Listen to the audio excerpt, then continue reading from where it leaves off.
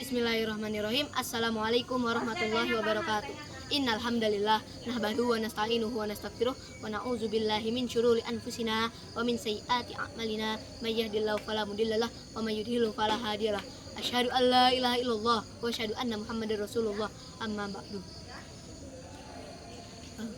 Salawat serta salam tak lupa kita panjatkan kepada Nabi kita Muhammad Sallallahu Alaihi Wasallam yang telah membawa kita dari zaman kegelapan hingga zaman terang benderang saat ini.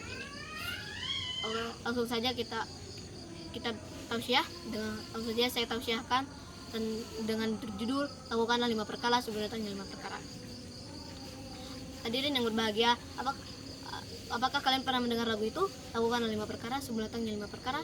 Itu bukan sembarang lagu, yaitu itu adalah lagu yang diambil dari hadis Rasulullah yang diriwayatkan oleh Imam Hakim yang berbunyi qala Rasulullah sallallahu alaihi wasallam lirajulin wa huwa ya'izuhu iktasim khamsan qabla khamsin syababaka qabla haramika wa sihataka qabla sagumika wa ginaka qabla faqrika wa faragaka qabla syughlika wa hayataka qabla mautika, yang artinya adalah Rasulullah sallallahu alaihi wasallam bersabda, lakukanlah 5 perkara sebelum datangnya 5 perkara, yaitu perkara syababaka qabla haramika, masa mudamu sebelum datangnya masa tuamu, faragaka wasihataka qabla syughlika, masa sehatmu sebelum datang masa sakitmu, dan waginaka qabla fakrika, masa kayamu sebelum datang masa miskinmu, wa faragaka qabla syughlika, masa luangmu sebelum datang masa sibukmu,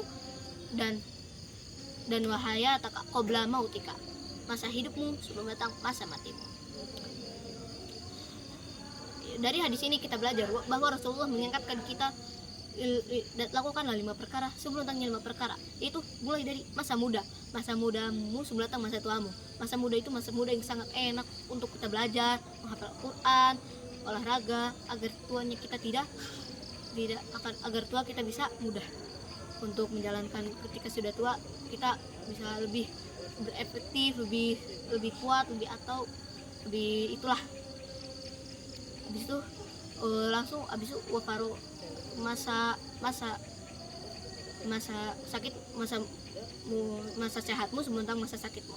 Masa sehat kita harus bisa memberi atau melakukan hal-hal yang baik untuk dilakukan kepada orang lain, kayak kita bisa berbagi, bisa bertausiah, bisa berbuat baik dan lain-lain. Karena ketika masa sakit kita hanya bisa tiduran di ranjang rumah sakit.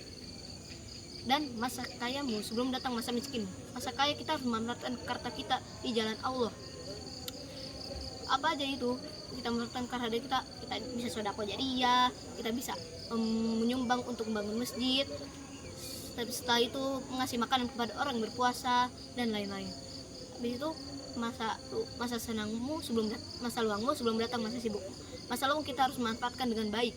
Contohnya kayak seperti bapak ibu yang punya anak, kita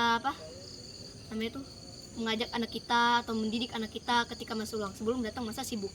Dan masa hidupmu sebelum datang masa sakitmu.